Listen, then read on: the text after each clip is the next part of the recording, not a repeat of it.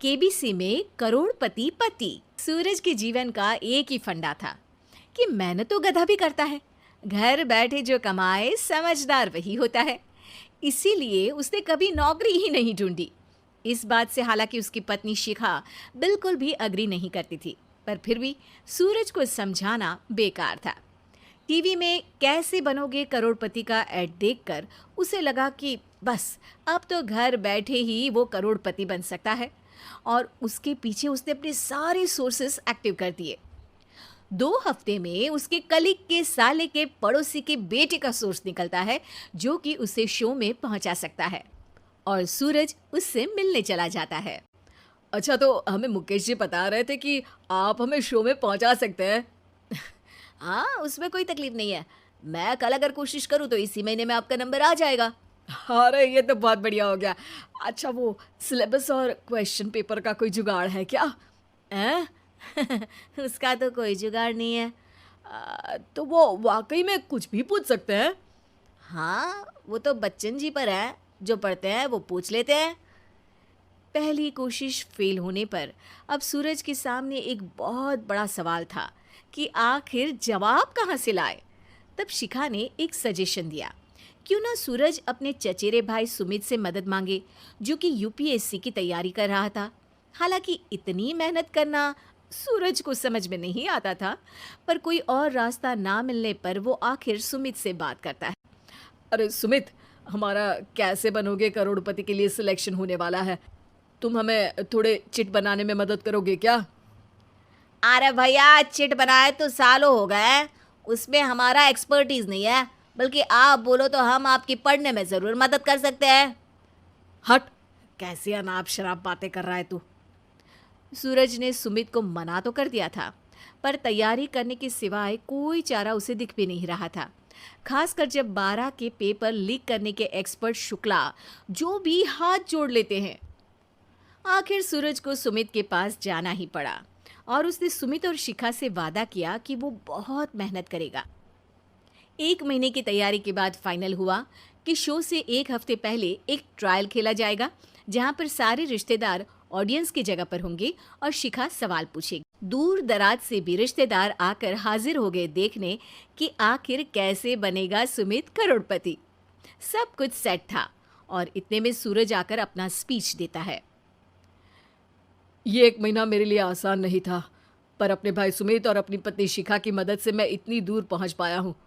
मेरे mummy papa के आशीर्वाद ने भी बहुत साथ दिया है मेरा। मैं उम्मीद करता हूँ कि आज के शो में आप लोगों को बहुत मज़ा आएगा। साक्षी पहला सवाल पूछती है और पूरे कमरे में सन्नाटा छा जाता है। इंडिया में कितने स्टेट्स हैं? 3, सॉलिड, लिक्विड और गैस। अरे रुकिए, तो ऑप्शंस तो देने दीजिए। इतने में 5वीं कक्षा का चिंटू बोल उठता है।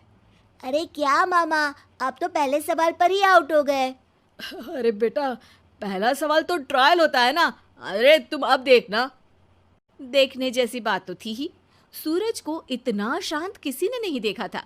कभी कभी तो लगता था मानो सूरज आंख खोलकर ही सो गया हो।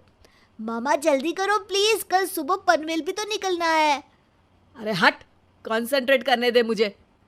3 सवाल में 3 लाइफ लाइन खत्म हो चुकी थी, और अब चौथे सवाल पर भी सूरज का मौन नहीं टूटा, पर सूरज अभी भी हार मानने को तैयार नहीं था। उधर हर कोई सूरज को छोड़ सुमित को देख रहे थे। आखिर सुमित ने ही तो पढ़ाया था सूरज को। गजब बेइज्जती है यार। अरे बेटा, तो बाप का, दादा का, भाई का, सबका नाम बुड़वाएगा। अरे 3 लाइफ लाइन ले ली तो भी तेरा कुछ नहीं होना है। अरे कोई इतनी बात करता है क्या शो पर? अरे बेटा, शो पर तेरे जैसे भी तो नहीं आते ना।